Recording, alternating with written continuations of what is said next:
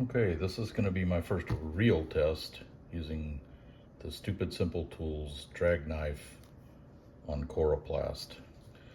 And by real test, I mean an actual large shape that we needed cut. It's a starburst shape that'll be used for a sign, and these loops around each point are for the drag knife to make its turns. I have Vectric V-Carve desktop, not Pro. Pro allows you to use the drag knife gadget, but I found in V-Carve desktop, the fillet tool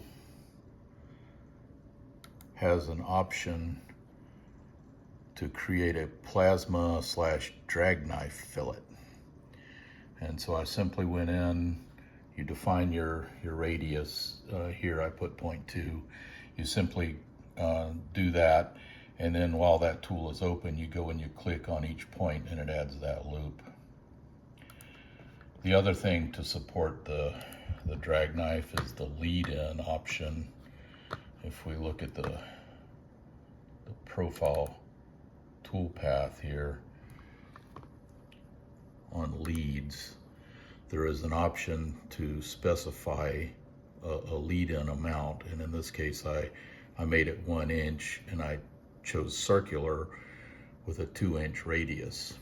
So that allows the knife, in theory, to get oriented properly on its way in.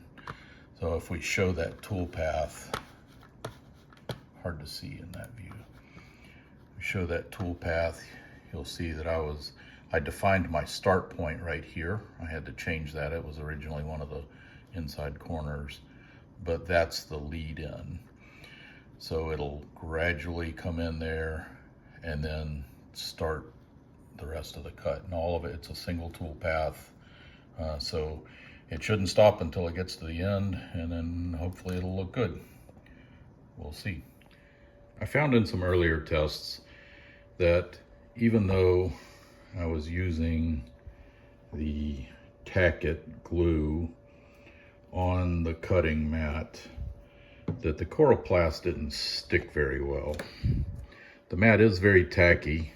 I put plenty of stuff on it and it holds vinyl down really well, but it doesn't, the plastic material of the coroplast just doesn't seem to stick very well.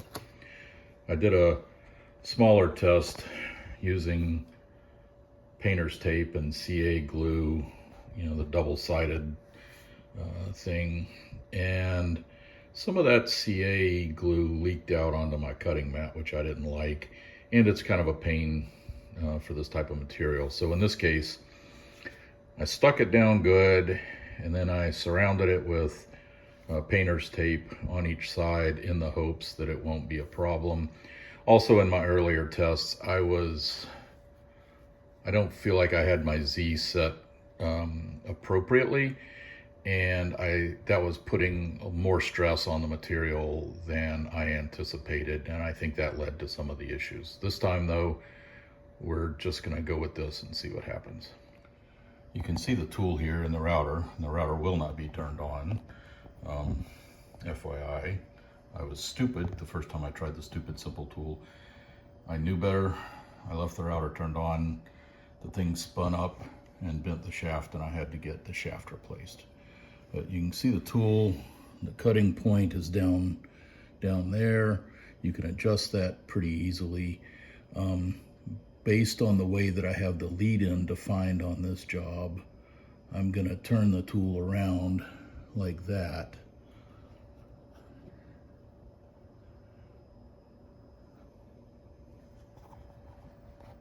Hopefully that will help it get started. And we'll find out. Here we go. You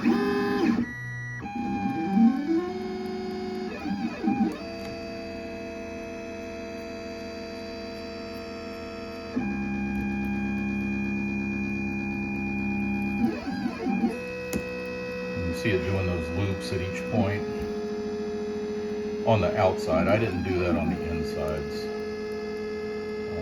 I wasn't that worried about the radius on the inside. I have it running pretty slow right now. Could certainly be sped up, but for purposes of testing, I wanted to make sure things were going to look good.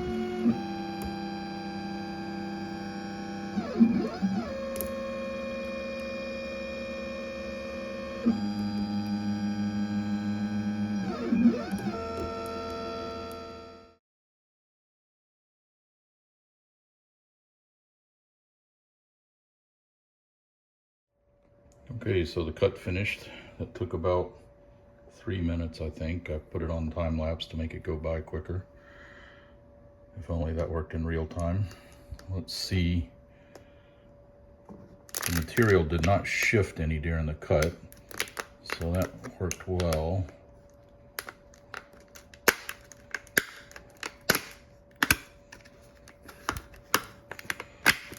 It does look like I made it all the way through.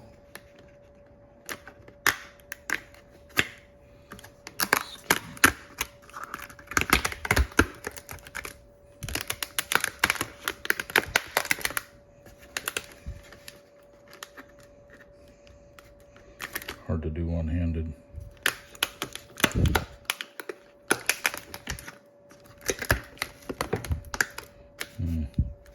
Maybe there was a little,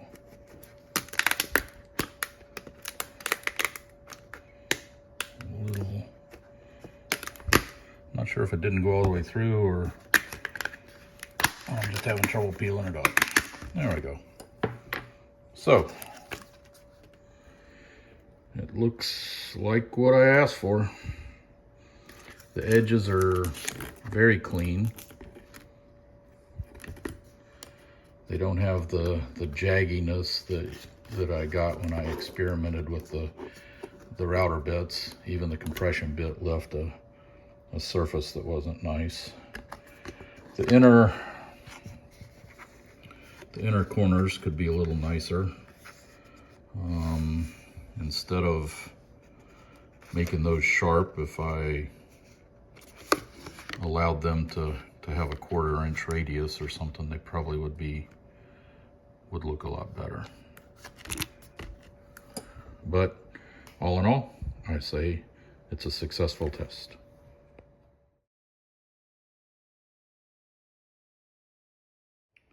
This time, I'm going to do a larger star without the cutting mat.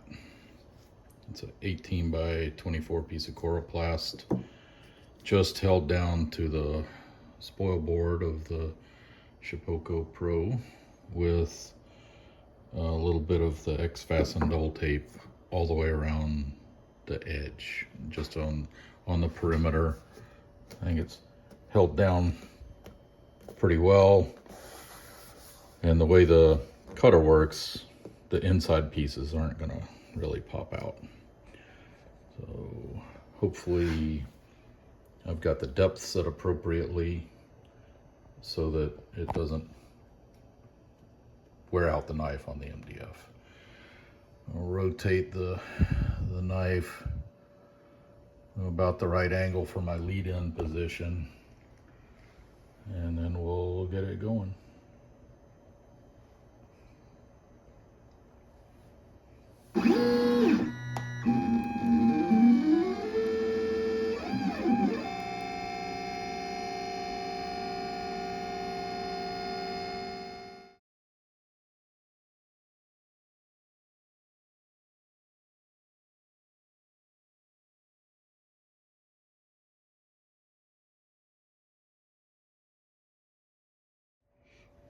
That cut went pretty well. It didn't move.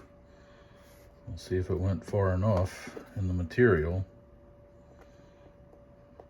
If I had my Z set appropriately.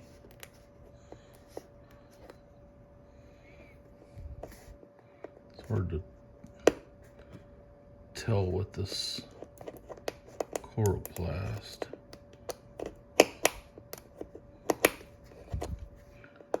Pull out one of these little spots here.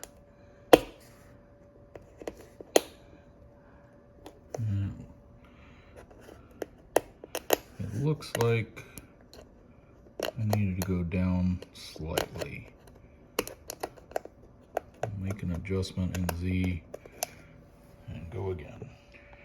I adjusted my Z position, ran it again, adjusted it again, and ran it again.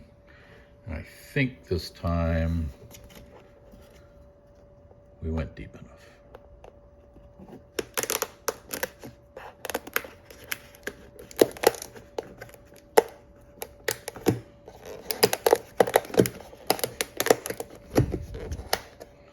Also, unlike my earlier attempt, I did put a 1/4 inch radius on those internal corners.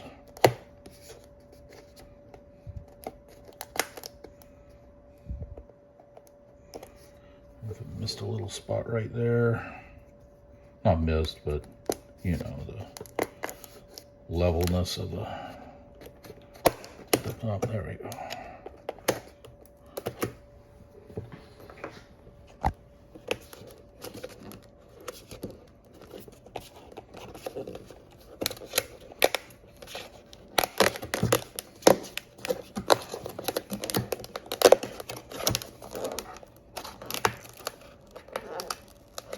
The ones that are near the edge are going to be partially stuck to that double stick tape, so I expect them to fight a little.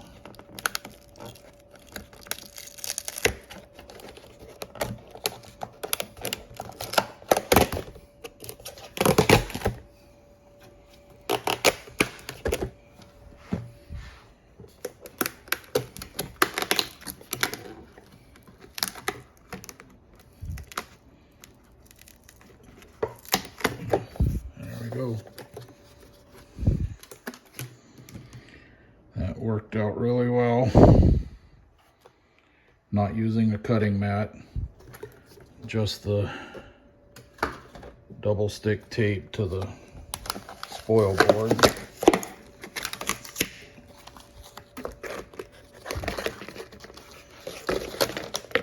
And with just on the perimeter, as you can see, the